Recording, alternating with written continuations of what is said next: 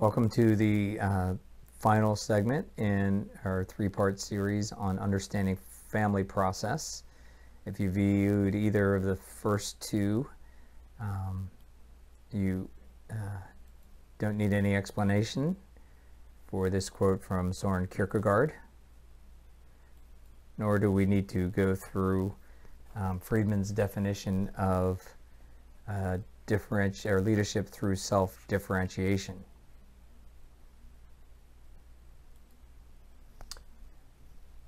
The three topics that we're going to cover in this presentation are sibling position, diagnosis, and symmetry. Friedman says that the position we occupy in our own family, our nuclear family, or what he calls the sibling constellation, foreshadows our expectations of the opposite as well as the same sex, our degree of comfort with our own various offspring, and our style of leadership in succeeding nuclear groupings. He says that we are going to be more likely to be satisfied if we're in a couple relationship with someone of a compatible sibling position. An oldest would do better not to be with an oldest. A man who had an older sister should ideally marry a woman who had a younger brother. And a father who himself was the youngest would understand his youngest child best, even better if it were a boy. If he himself had an older sister, then it would be best if before the youngest were born, he and his wife had a girl. And so on and so forth. And Friedman is saying that there are many exceptions, and it's complex, and it's not doctrine, but it's kind of an aid in charting patterns of how patterns are transmitted from one generation to the next, and from one emotional system to the next. And so he might say that if you're in counseling couples and both are the oldest, there's a potential for conflict there, because oldest children typically are used to having been in charge in their sibling constellation.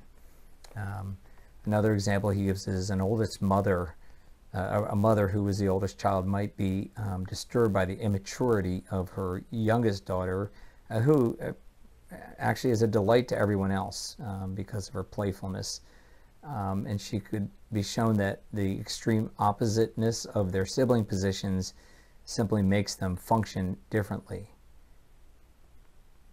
Another example Friedman gives is when coaching family members how to not be thrown off course by homeostatic resistance. Those who are oldest children will probably have the most resolve. They'll probably be able to stick through the resistance that's going to come when they try to change themselves to change the system. On the other hand, if the oldest is on the side of no change, if an oldest child is on the side of no change, and for example, if that's somebody in a family who's a parent but they were an oldest child, if they are on the side of no change, it's going to be tough for somebody who is a youngest to have the willpower to win a contest of wills with that person. On the other hand, though, a youngest might have the kind of playful and mischievous qualities necessary to have that paradoxical playfulness to work to change the system even when the person who is the oldest child has stronger will. Again, sibling constellations also can help us to understand work systems as well, to the extent that work systems function like a family. Then there will be sibling constellations. So the boss would be the parent, or the senior pastor would be the parent. In a church situation, if there were a staff, the most senior staff person, whether that be by position or by tenure, could be considered the oldest child, and so on and so forth. And so we can also look at how sibling position might apply in our church work systems.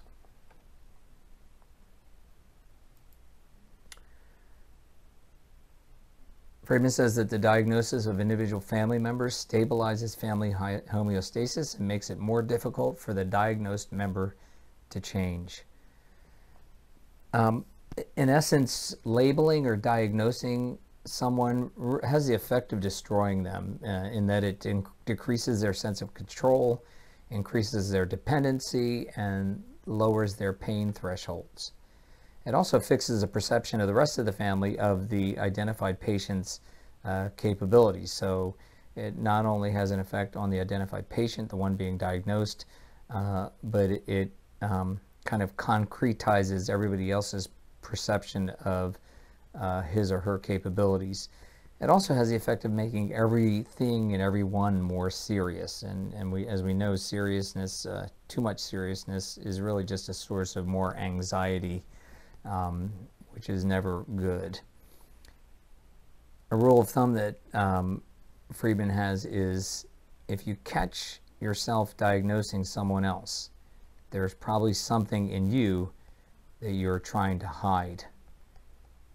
And I think that's really good for those of us who are trying to work on our own stuff and learn how to be non-anxious persons and non-anxious leaders in anxious systems. You know, if we're confessing others' sins, as Stephen Covey would say, we need to stop and ask ourselves, what is it in us that's going on that we're trying to hide? Friedman also points out that the amount of diagnosing or confessing others' sins in a congregational family is an indication of the anxiety level present in the system. And so if we notice a change, in particular, if we notice that diagnosing is going up, that's going to be a clue to us that there's anxiety going on and something has gone out of balance in the system. And we want to start to look at the members in the system, in the church family, and say, what's going on? You know, who's going through a change, or what's going on in somebody's life that is going to, that's causing the anxiety levels to increase and causing diagnosing to increase in the family system.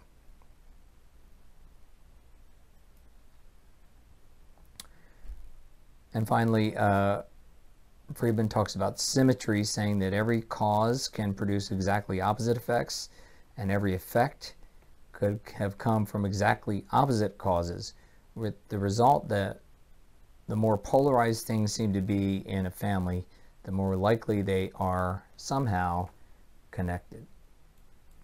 And he lists some examples of how the same cause, and you note how he has cause in quotes, how the same cause can lead to opposite effects in family life. And the reason that he uses cause in quotes is because we tend to like to think linearly, and so we are always looking for reasons why there is dysfunction. And yet it's not so much the dysfunction itself, the content, the symptom, it's more the process. And so, if somebody is overachieving or underachieving, what we want to look at is, well, what's going on in the parent's life that they're so invested in this child? Where does that come from? Why do they have this need to do that? So it's not so much the overachievement or underachievement of the child, it's what's going on with the parent. If you had a father who's overly strict, it would result in an overly strict son, or one who's too permissive. So when that child becomes a parent, and this is how they're functioning, they would want to go back and look at their own family system and say, where does that come from? And in either case, it could come from an overly strict father.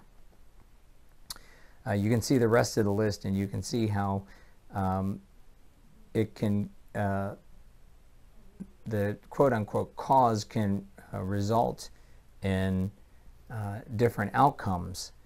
And what Friedman says is that in emotional space, paying attention to extremes can be more productive than focusing on specific emotions. So it's not so much this cause and effect kind of thing, but where are the extremes and where is that coming from? That starts to give us clues as to what's going on in the family system. It's really a homeostatic principle that helps us to see that this is kind of how the family system maintains balance. Here's a second set of examples of how the same effect could come from opposite causes. You know, you sleep a lot, that could be a good thing or a bad thing. Problems can come from different types of changes, either a failure or a success. Both are changes, both are forms of loss, when we talked about loss and replacement, and depending on the health of the family system, could result in some type of homeostatic principle surfacing as a family problem. To the extent that the family is more healthy functioning, more self-differentiated, either of those changes would not likely cause a quote-unquote problem. And so you can go down this list as well and see that, again, it's the process, not the content. So we're not so much concerned with what the symptoms are, but we're looking at what do these things tell us about how the family system is functioning.